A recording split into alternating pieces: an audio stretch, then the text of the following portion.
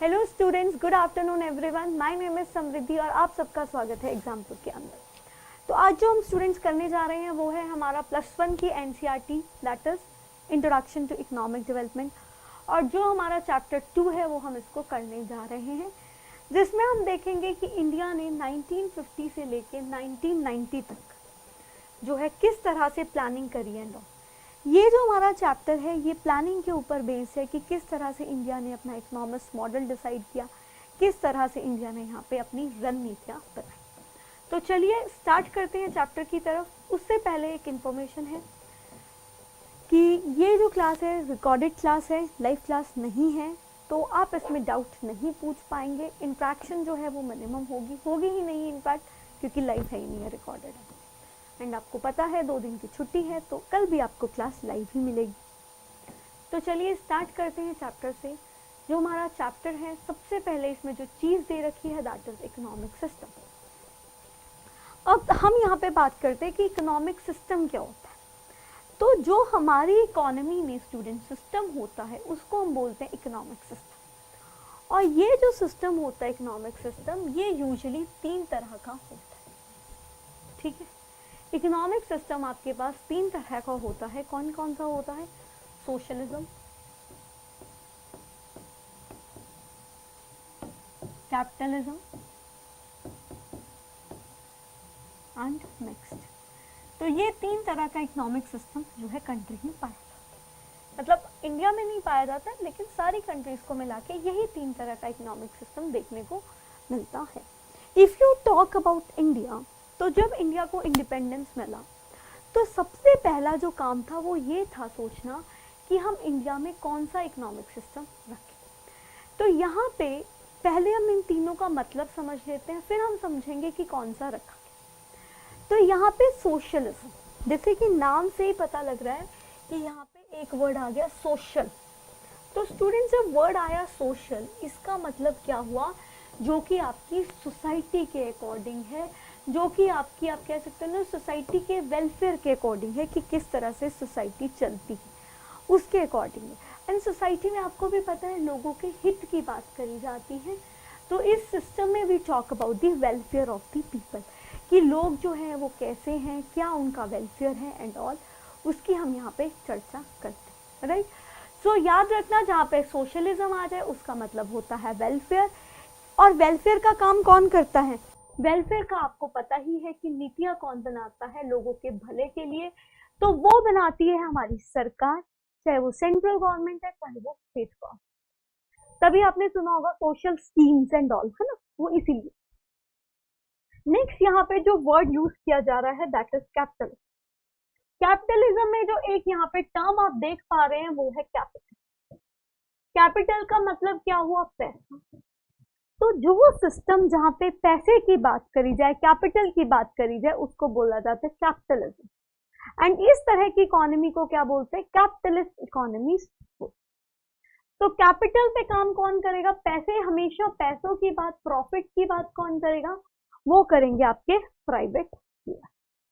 Right, तो ये होता है आपका प्राइवेट। तीसरा होता है मिक्स। मिक्स्ड में सोशलिज्म और कैपिटलिज्म दोनों की रणनीतियां जो हैं उनको मिला जोड़ के एक कैपिटलिज्म मिक्स इकोनॉमी तैयार की जाती है, जहां से सोशलिज्म के कुछ अच्छे पॉइंट उठाए जाते हैं, कुछ आप जो उठाए जाते हैं कैपिटलिज्म के पॉइंट। तो ये आपका ओवरऑल सिस्टम थी।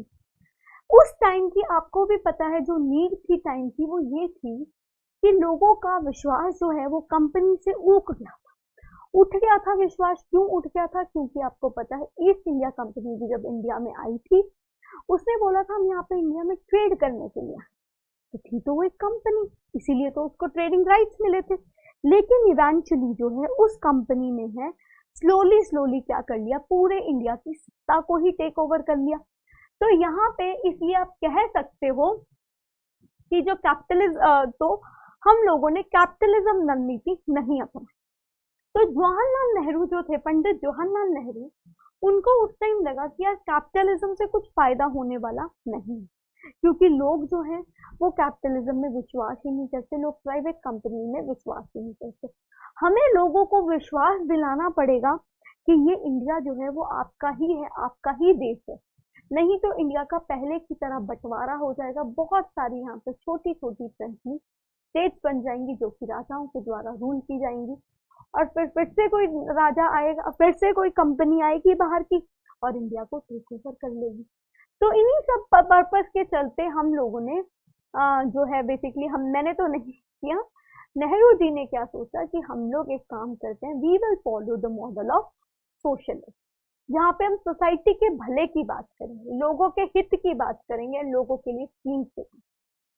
एंड आज तक इंडिया में 12 5 ईयर प्लान जो है वो पब्लिश किए गए। एंड आपको जान के बड़ा जो होता है कहते थे आश्चर्य होगा कि जो ये प्लान हैं इनमें स्टार्टिंग के जो प्लान थे बिफोर 1990 वो ऐसे थे जिसमें वो कहते थे प्राइवेट को वो इतना पसंद नहीं करते थे प्लान, वो ज्यादा सरकारी चीजों पे बात करते थे। लेकिन 1990 में एक ऐसी स्थिति पैदा हो गई कि उनको जो है बेसिकली आपका सोशलिज्म से मूव करना पड़ा टूवर्ड्स द नेक्स्ट, और उनको प्राइवेट को अलाउ करना पड़ा। और आज की डेट में पता है आपको मोदी जी क्या कर रहे हैं, सब कुछ प्राइवेट ही है ना, प्राइवेट महान, राइट।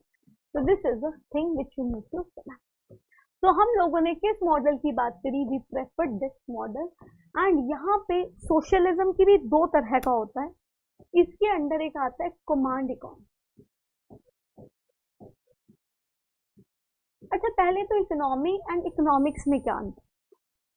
इकोनॉमिक्स होता है कि जब आप कह देते हो सब्जेक्ट की बात करते हो, वो होता है आपका इकोनॉमिक्स, जिसमें दिए गए होते हैं यार ये थ्योरीज हैं, ये टेक्निक्स हैं, ये है वो है, that is economics.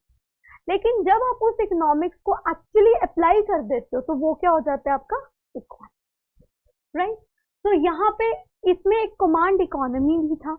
Command economy जो है वो क्या करता है बेसिकली आपका प्राइवेट को बिल्कुल खत्म करने की बात, ये कहता है सब कुछ सरकार के अंडर होगा, सरकार ही सब कुछ मैनेज करेगी, प्राइवेट का यहाँ पे कोई भी रोल नहीं, ठीक है। तो ये बोलता है कि प्राइवेट को हम बिल्कुल भी बर्दाश्त नहीं करेंगे, सरकार ही सब कुछ करे।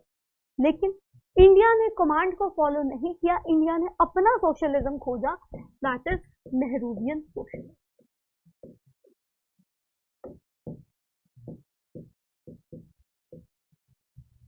इन्होंने अपना सोशलिज्म खोजा जिसका नाम है नेहरूवियन सोशलिज्म। अब इस सोशलिज्म के चलते क्या होगा, इंडिया जो है नो डाउट वो सोशलिस्ट सोसाइटी होगा जहाँ पे पब्लिक सेक्टर आपका कड़ा स्ट्रॉन्ग होगा। इसके अलावा आपका जो है यहाँ पे पब्लिक तो होगा ही होगा, ऐसा नहीं है कि प्राइवेट नहीं होगा, बिल्कुल भी प्राइवेट भी होगा। प्राइवेट और पब्लिक मिल बांट के यहाँ पे काम करेंगे, लेकिन कुछ सेक्टर्स ऐसे होंगे जहाँ पे सिर्फ और सिर्फ पब्लिक ही काम करेगा, ठीक है। और यहाँ पे जो हमारी इकोनॉमी होगी वो आपकी डेमोक्रेटिक इन नेचर होगी। किस तरह का नेचर होगा स्टूडेंट्स उसका, it will B democratic in nature, ठीक है, जिसमें प्राइवेट सेक्टर को भी जो है यहाँ पे अनुमति दी जाएगी कि वो भी अपना यहाँ पे काम कर सकते हैं। तो फिर उसके बाद हमने इसी के बेसिस पे इंडस्ट्रियल पॉलिसी रेजोल्यूशन निकाला, इंडस्ट्रियल पॉलिसी रेजोल्यूशन निकाला 1948, ठीक है। हमने क्या निकाला, industrial policy resolution of 1948। And उसके बाद इसमें हमने डीपीएसपी जो हैं हमारे डायरेक्टिव प्रिंसिपल्स हैं जिसके बारे में पॉलिटी में पढ़ोगे, उनको इंक्लूड किया। एंड इन सब के बेसिस पे हमने एक बॉडी बनाई जो कि प्लानिंग करेगी और जिसका नाम क्या है, प्लानिंग कमेटी। ये बॉडी गठित की गई 1950 में। एंड ये जो बॉडी थी स्टूडेंट्स, इसका जो हेड था वो क्या था आपका प्रधानमंत्री, मुख्यमंत्री नहीं थे, प्रधानमंत्री जो है इसके हेड, ठीक है। यहां तक समझ पा रहे हैं? तो यहाँ पे हमारी जो इकोनॉमी थी वो आपके पास एक और कंट्री की इकोनॉमी से कुछ हद तक सिमिलर बोलते हैं, बट ऐसा नहीं था। जो दूसरे हद तक सिमिलर बोलते हैं वो है आपका USSR, that is union of socialist and secular Republic, China को बोलते हैं ना। तो हमारी जो इकोनॉमी है वो चाइना जैसी नहीं थी, क्योंकि चाइना में कोई भी प्राइवेट प्रॉपर्टी को अलाउ नहीं किया। कोई भी फार्म है, कोई भी फैक्ट्री है, एग्रीकल्चर फैक्ट्री, सब कुछ जो था वो आपका सरकार के हाथ। अब इंडिया में तो आप ऐसा नहीं कर सकते थे ना, इंडिया में फार्मर्स हैं, छोटे छोटे फार्मर्स हैं, उनको क्या बोलोगे भाई तू अपना फार्म छोड़ दे, मुझे दे दे अपना फार्म, मार के जूते बाहर भगा देगा वो आपको कि ठीक है तुम सरकार के नाम पे हमारे ऊपर फिर से रूल करने आए हो। वो यही बोलेगा ना, आप उसको बोलोगे तो। जैसे अभी भी फार्मर्स यही बोल रहे हैं ना कि आप क्या सरकारी हो तो इसका मतलब ये है कि सब कुछ बेच दोगे, तो यही यहाँ पे इन्होंने भी बात की। ठीक है, I hope now the things are clear. एक बार जल्दी से इसको दोबारा देख लीजिए, फिर हम इसके बारे में आगे डिस्कशन करते हैं।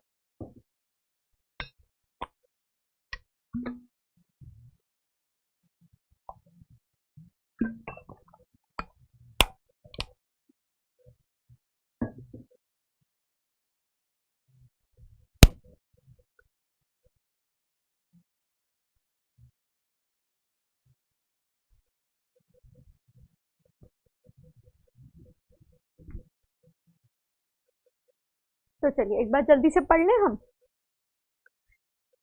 पहले आप इस चीज को समझ लो जो लिखा है, फिर उसके बाद पढ़।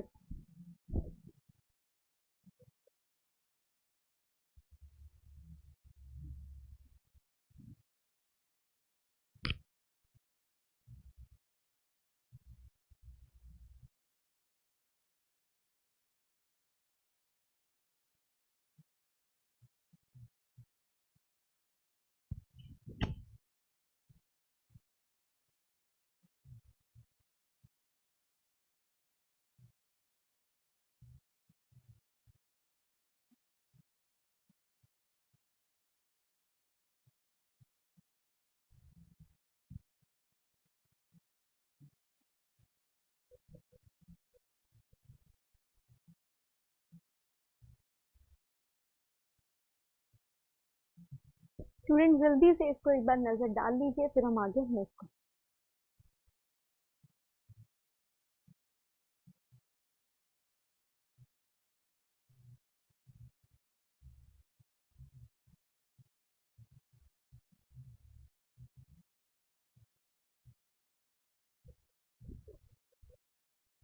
जो लोग लेट आए उनको भी मैं बता देती हूँ, ये रिकॉर्डेड क्लास है तो इसमें I won't be able to see your comments. जो भी आपके डाउट्स हुए आप 16 तारीख वाली क्लास में मुझसे पूछ सकते हो।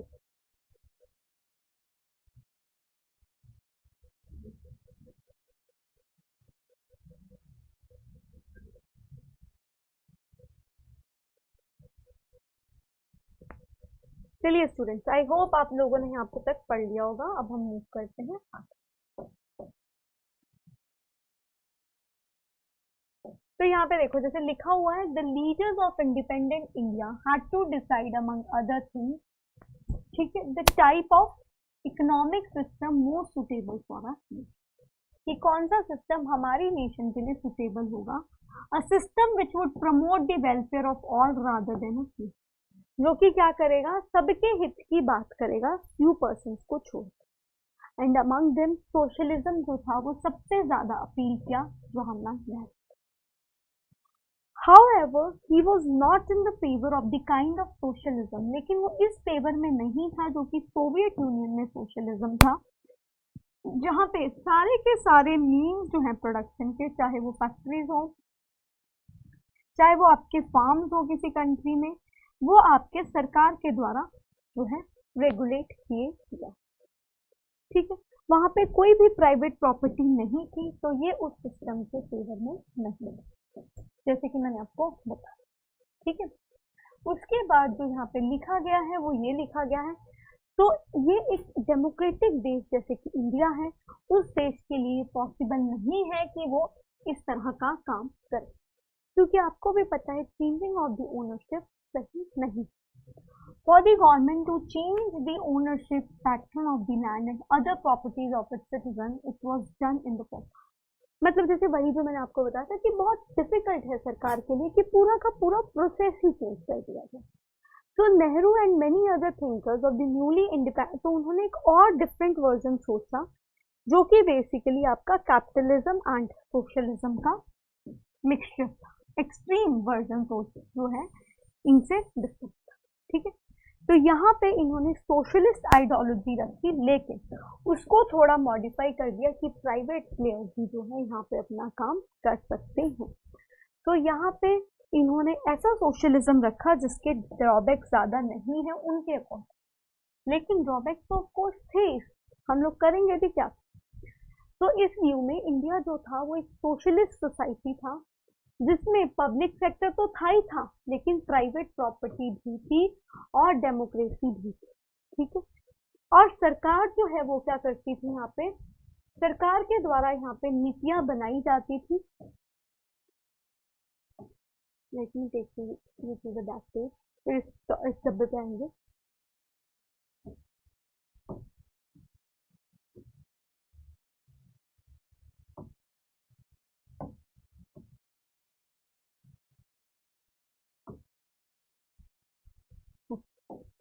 यहाँ पे सरकार के द्वारा नीतियां बनाई जाती थी, जिसमें प्राइवेट को इनकरेज तो किया जाता था, बट उसके लिए कुछ नॉर्म्स थी, कुछ कंडीशन। फिर हमने क्या बनाया, इंडस्ट्रियल पॉलिसी रेजोल्यूशन जो था 1948 का, और जो डायरेक्टिव प्रिंसिपल्स थे इंडियन कॉन्स्टिट्यूशन के, उन्होंने दर्शाया कि हमें जो है प्राइवेट को भी ऐसा नहीं है कि हम साइडलाइन कर दें, उन्हें भी यहाँ पे इकट्ठा रखने की जरूरत है। एंड इन्हीं चक्कर में आपका प्लानिंग कमीशन बना 1950 में, जिसका आपका हेडक्वार्टर जो है न्यू दिल्ली में थे, और इसके जो चेयरपर्सन थे वो थे आपके प्राइम मिनिस्टर। एंड यहीं से शुरू हुई आपकी 5 साल की योजनाओं की कहानी, ठीक है। 5 ईयर प्लानिंग जो है वो यहाँ से। अब हम डब्बों पे आ जाते हैं कि डब्बों में क्या लिखा हुआ है।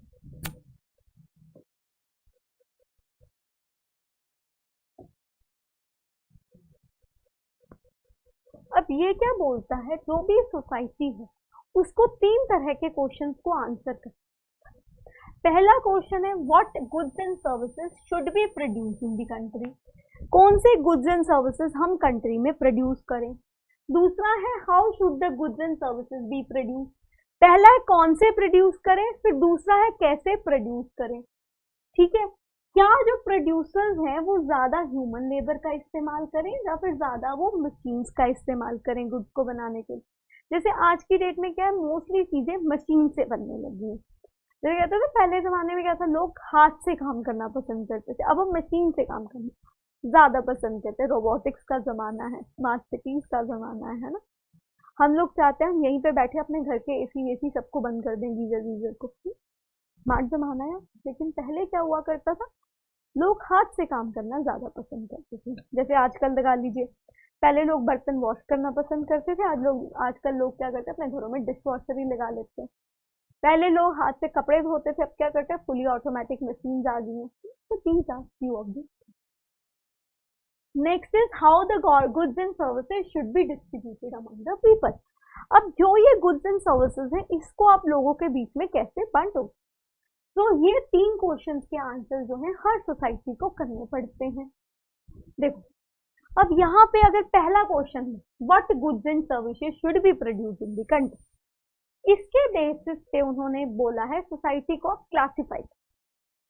अब अगर वो गुड्स एंड सर्विसेज, मैं आपको एक एग्जांपल देती हूँ, आप वो गुड्स एंड सर्विसेज प्रोड्यूस करो जो कि डिमांड में है मार्केट, ठीक है, जो कि डिमांड में है वो प्रोड्यूस, ठीक है। फर्स्ट क्वेश्चन का आंसर हो गया। Second is how should the goods and services B produce, किस तरह से प्रोड्यूस करें इसको, तो कैसे प्रोड्यूस करोगे, एज पर दी मार्केट फोर्सेस जो कह रही है उसके अकॉर्डिंग आपने प्रोड्यूस कर लिया।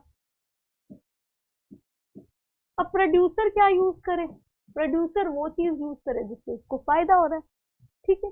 तीसरा question, how should the goods and services B distributed among the people, कैसे डिस्ट्रीब्यूट होंगे, सप्लाई चेन के तहत। अगर ये तीनों क्वेश्चंस के आंसर हैं तो इकोनॉमी क्या होगी आपकी, यहाँ पे यही बोला जा रहा है। One answer to this question depends on the market forces of demand and supply. जो मैंने कहा था मार्केट फोर्सेज पे वो डिपेंड है। इन अ मार्केट इकोनॉमी, जिसको आप कैपिटलिस्ट इकोनॉमी भी बोलते हो, वही गुड्स प्रोड्यूस होते हैं जिनकी मार्केट में डिमांड होती है, जिनकी मांग होती है, मतलब जिनको आप प्रॉफिटेबली यहाँ पे बेच सकते हो डोमेस्टिक या फिर फॉरेन मार्केट में, तो वही यहाँ पे गुड्स बनाए। जैसे कि अगर कार डिमांड है तो कार प्रोड्यूस होंगी, स्कूटरी की डिमांड है तो स्कूटरी प्रोड्यूस होगी। तो यहाँ पे जो लेबर है वो ये देखी जाती है कि क्या लेबर चीप है, सस्ती लेबर मिल रही है, तभी तो एमएनसीज आए थे, हमने बात करी थी। उसके बाद जो है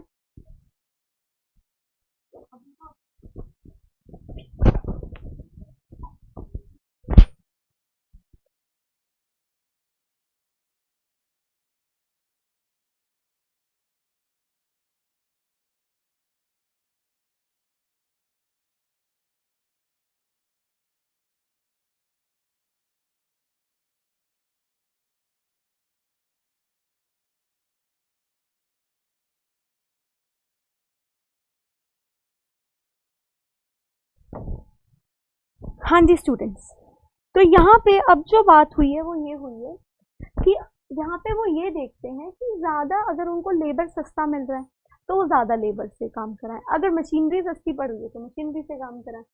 तो इस तरह की इकोनॉमी को बोलते हो आप कैपिटलिस्ट इकोनॉमी, ठीक है, जहाँ पे गुड्स एंड सर्विसेज डिस्ट्रीब्यूट किए जाते हैं लोगों की परचेजेस पावर की वजह से, कि क्या उनमें उस गुड को खरीदने की क्षमता है। जैसे आप बीएमडब्ल्यू में शोरूम में चले जाओ, आप उसको क्या बोलोगे, भाई मुझे पसंद तो है लेकिन मेरी क्षमता नहीं है, मुझे गाड़ी दे दे, वो क्या कहेगा, चपेड़ मार के बाहर भगा देगा। ठीक है, होता है ना ऐसा। कई बार रेस्टोरेंट में जाके कहो कि सर हम तो अपना पर्स भूल गए हैं, क्या करें, वो कहेगा ठीक है तो एक काम कर, बर्तन साफ कर दे, पर्स भूल गया तो यही होता है ना। तो दिस इज द थिंग, आपकी परचेजिंग पावर पे डिपेंड करता है कि क्या आप में क्षमता है उस गुड्स एंड सर्विसेज को खरीदने। ठीक है, तो यहाँ पे ये बोला जाता है कि अगर एक पर्सन को ऐसा कुछ भी करना है तो उसके जेब में पैसे होने चाहिए उस चीज को खरीदने के। जैसे कि low cost housing for the poor is much but will count as a demand in the market place. लोग को चाहिए कि उनको सस्ते दामों पे घर मिल जाए, ठीक है, लेकिन यहाँ पे वो लोग क्या बात करते हैं, पैसे की बात। ठीक है, तो यहाँ पे उसको जो है घर तब तक प्रोवाइड नहीं होगा जब तक वो पैसे ना दे दे उसके। तो यहाँ पे वो यही कह रहा है कि अगर लो कॉस्टिंग हाउसिंग उसको चाहिए, फाइन, उसकी ज़रूरत है वो, लेकिन जो हाउस बना रहे हैं उसकी भी ज़रूरत है कि वो, उसको पैसा चाहिए। तो दोनों की यहाँ पे डिमांड एंड सप्लाई जो है वो मैच ही नहीं कर रही है, तो उसको नहीं देगा। तो यहाँ पे गवर्नमेंट कहती है ठीक है, आपकी प्राइवेट के साथ सप्लाई मैच नहीं करती, we will provide you the thing. तो यहाँ पे गवर्नमेंट क्या करती है, वो लो कॉस्ट हाउसिंग लोगों को प्रोवाइड करती है। क्यों? क्योंकि पुअर की क्षमता नहीं थी, परचेजिंग पावर नहीं थी उसको खरीदने की, तो सरकार ने कहा कि मैं कर। तो यहाँ पे जो कमोडिटी है वो आपकी क्या हो रही है, वो प्रोड्यूस नहीं करेगा कैपिटलिस्ट, लेकिन वो सोशलिस्ट वाले प्रोड्यूस करेगा। और ये जो कैपिटलिज्म इकोनॉमी थी, ये आपके जो जवाहरलाल नेहरू थे, पहले प्राइम मिनिस्टर थे इंडिया को, उनको ये नहीं भाई, और उन्होंने ये बोला कि मेजॉरिटी ऑफ दी जो पीपल है, अगर मैंने कैपिटलिस्ट इकोनॉमी ले ली तो वो डेली अपने वेलफेयर जो नीड्स है उनसे भी वंचित रह जाएंगे, और उनकी जो क्वालिटी ऑफ लाइफ है वो और ज़्यादा बदतर है, जैसे अंग्रेज़ों के ज़माने तो उस जैसी हो जाएगी। तो हमें ये काम नहीं था।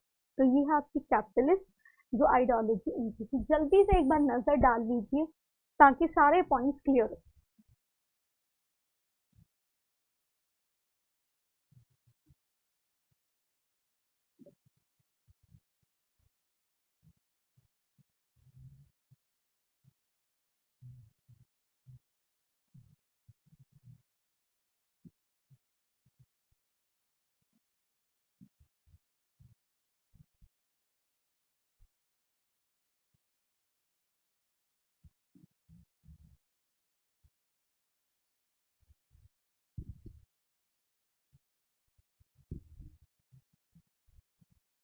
आई होप क्लियर हो गए होंगे। अब हम मूव करते हैं आगे।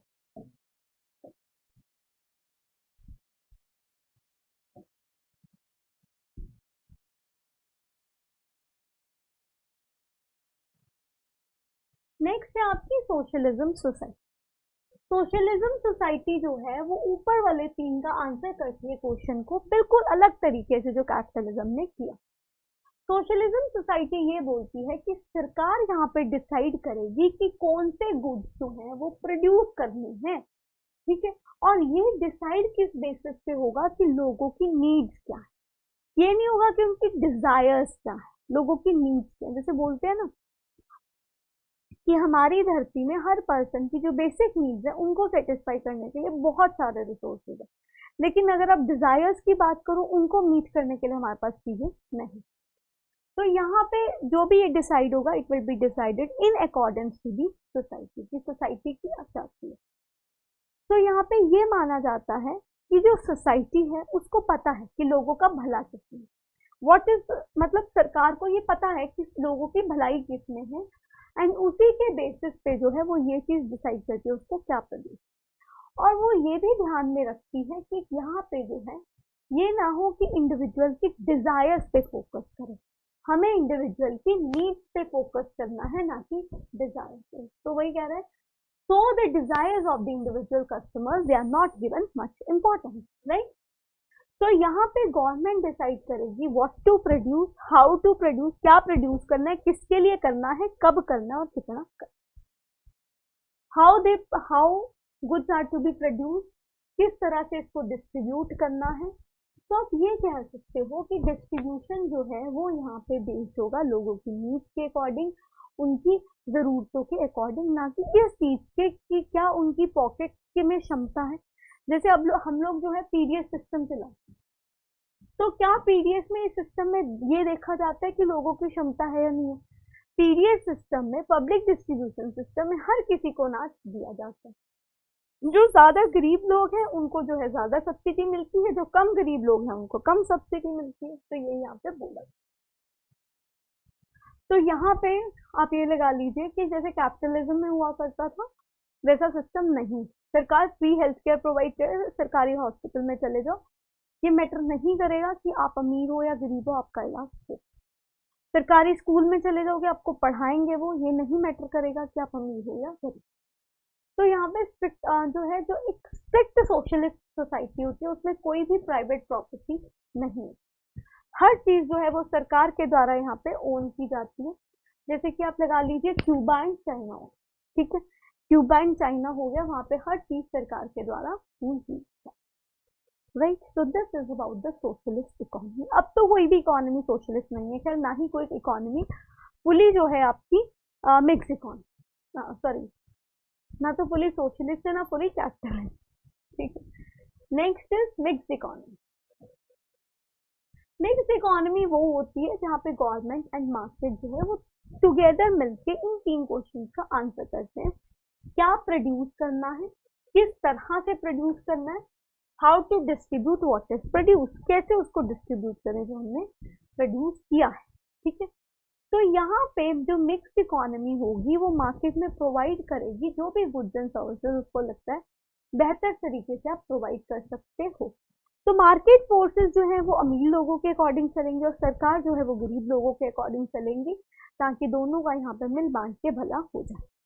So in the mixed economy, market will provide whatever goods and services it can provide well, and the government will provide essential goods and services within the which the market takes to, ठीक है। तो ये चीज होती है, जल्दी से नजर डाल लीजिए फिर हम आगे मूव करें।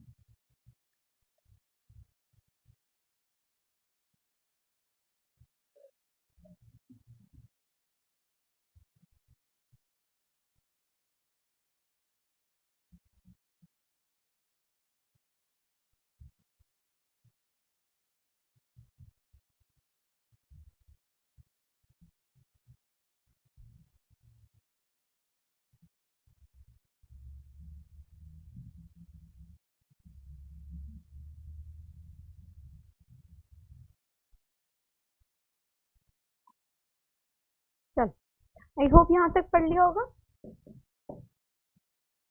नहीं तो एक आधा मिनट और ले लो, अच्छे से पढ़ लो, क्योंकि ये होता है चीजें यार, चीजें सारी क्लियर होनी चाहिए, चीजों में कोई डाउट नहीं रहना।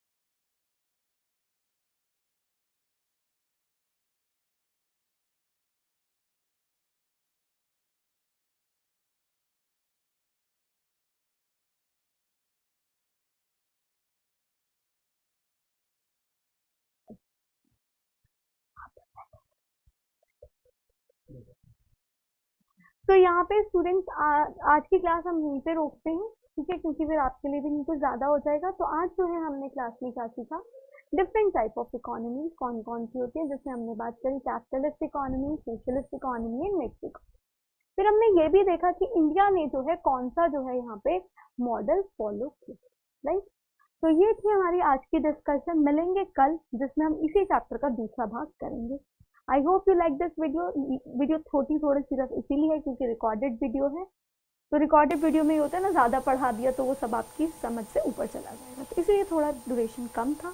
I hope you like this video. Thank you so much for watching the video and please do like the video, क्योंकि लाइक करना वीडियो को बहुत ज़रूरी है। चैनल को सब्सक्राइब नहीं किया, चैनल को सब्सक्राइब भी करें और वीडियो कैसी लगी वो ज़रूर कमेंट बॉक्स में लिखें।